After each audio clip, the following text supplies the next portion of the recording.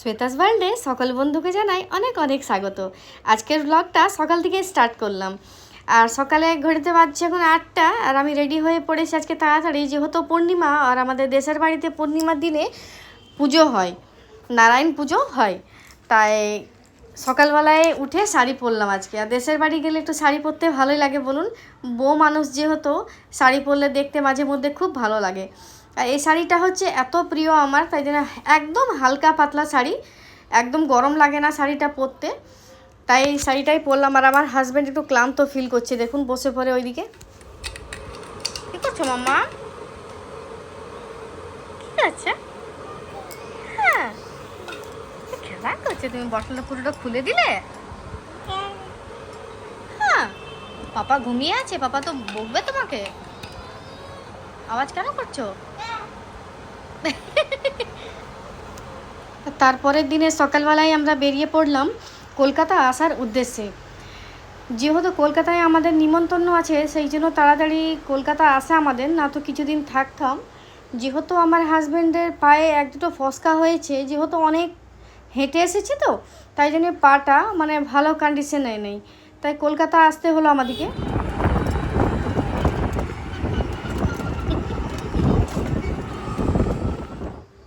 তো আমরা দেশের বাড়িতে কিছুদিন থাকতাম। আর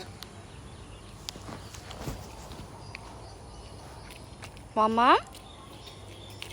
স্মাইল কাটা, এই কোথায় চললাম আমরা? কলকাতা ফিরে চললাম। হ্যাঁ, দেশের বাড়ি এসেছিলাম, চললাম ফিরে আমরা কলকাতা। এখন দাঁড়িয়ে আছি আমরা কুমারডুবি স্টেশনে। ট্রেন আসতে এখন আমাদের 15 থেকে 20 মিনিট। আর রোজের বদমাশের শেষ নেই, পুরো প্ল্যাটফর্মটা বলছে হেঁটেই পার করে দেবো। দেখুন কি, দেখুন সব জায়গায় শুধু খেলা আর খেলা। মাম্মা ওদিকে যেও না বাবা, এসো, ওদিকে যেতে নেই বাবা, এদিকে এসো। কিছুতেই হাত ধরে থাকতে চাই না, কিভাবে জ্বালায়, শুধু জ্বালায়। দেখুন 1 মিনিট দাঁড়াতে চাইবে না। ওর পাপা হেঁটে এসেছে, ওর পাপার পায়ে ব্যথা আছে, তাও দেখুন কিভাবে খেলা করছে। সব সময় একরকম করে, দেখুন।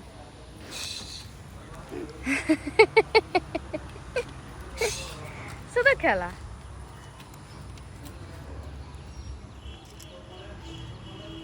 এদিকে দেখা তো মামা,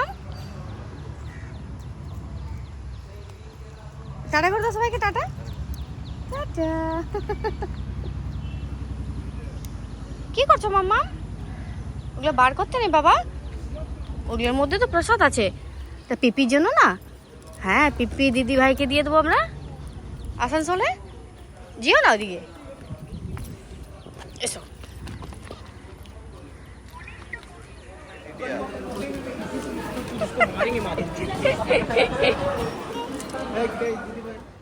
যেহেতু আসানসোলে আমার ননদের বাড়ি, তাই আমার ননদকে প্রসাদ দিয়ে দিলাম।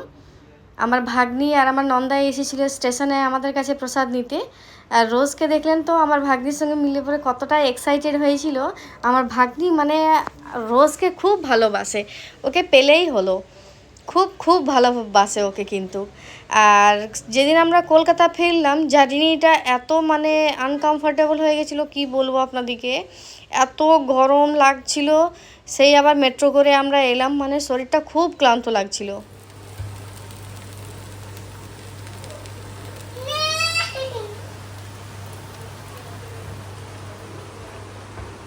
মাম্মা কি হয়েছে বাবা?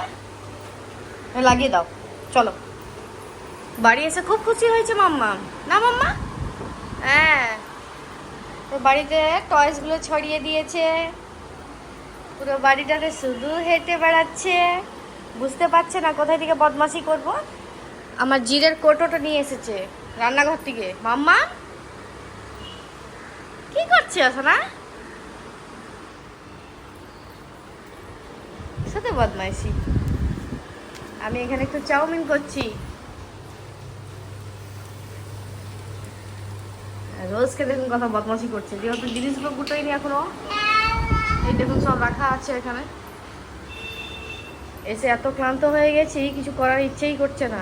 আর রোজকে দেখুন ও নিজের ধান্দায় লেগে আছে, সব টয়েসগুলো ফেলতে লেগে গেছে। দেখুন একটাকে জিনিস থাকতে দেবে না জায়গার মতো।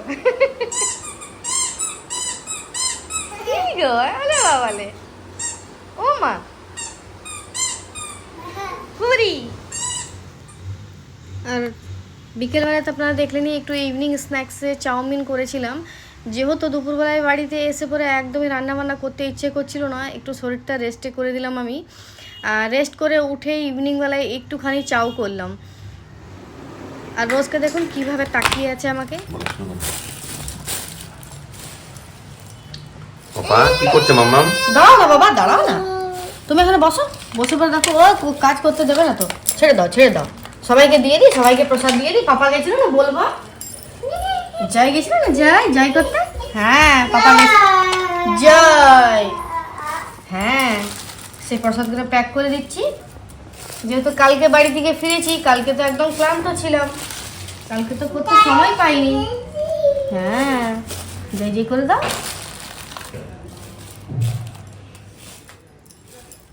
দেওঘরের ফেমাস প্যাড়া, যেটা খাবার জন্য লোক কত দূর দূর থেকে থাকে। আর কলকাতার লোকে তো অনেক ডিমান্ড থাকে, দেওঘর গেলে এই প্যাড়া নিয়ে আসবে।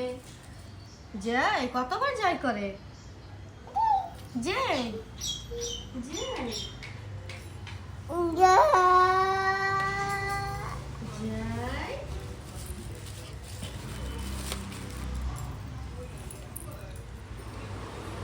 কাদের বাড়িতে এখনো আম আসছে আমাকে কিন্তু কমেন্টে অবশ্যই জানাবেন। দেখুন বাজার করতে গিয়ে আমটা আনবেই, আম খেতে কি যে ভালো লাগে বাবা রে। আমি কত চেঁচাই কিন্তু আমার কথা শুনেই না, এখনো আম নিয়ে আসছে। দেখুন সকালবেলায় বাজার করতে গেছে, নিজের জন্য আম নিয়ে এসেছে। কচি কচি পালং শাক এনেছে, পালং শাকটা পোস্ত হবে। অনেক দিন পর ফ্রেশ কাঁচা লঙ্কা এসেছে।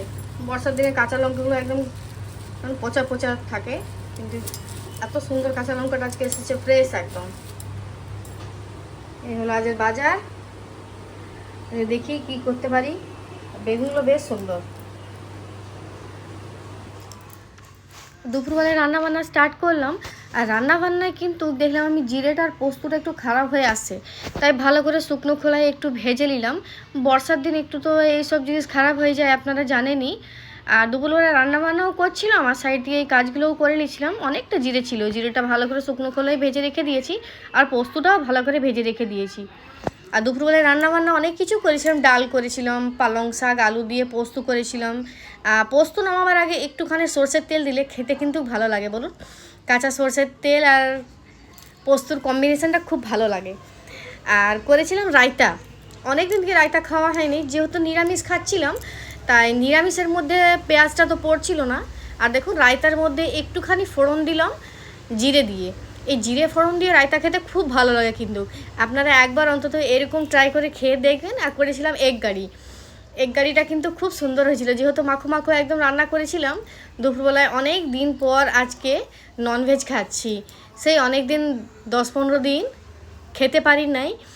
আর আমার হাজব্যান্ডার কিন্তু এইসব জিনিস খুব মানেও, কি কোথাও পুজো করতে গেলাম নিরামিষ খাওয়া দাওয়া, এমনি নিরামিষ খেতে চাইবে না, কিন্তু পুজোর ব্যাপার যখন হবে তখন কোনো দিনও মাছ মাংসর নাম নেয় না। এই জিনিসটা ওর খুব ভালো লাগে। দুপুরবেলায় যদি এমনি করে পদ সাজিয়ে কেউ খেতে দেয় কত ভালো লাগে বলুন।